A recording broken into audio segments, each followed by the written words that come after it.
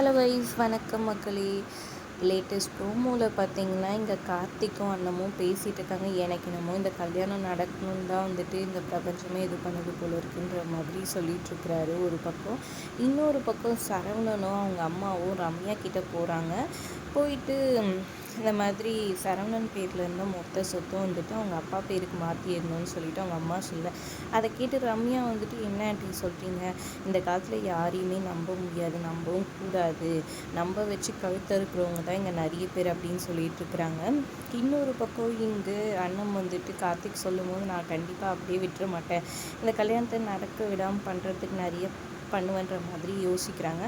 அப்புறம் நேராக அண்ணன் வந்துட்டு ரம்யா வீட்டுக்கு வந்துட்டு போகிறாங்க. இங்கே இவங்க எல்லாரும் பேசிகிட்டு இருக்காங்க. ஒரு பிரயோஜனமும் இல்லை, எப்படியும் அண்ணத்தை அசிங்கப்படுத்தி தான் அனுப்புகிறாங்க.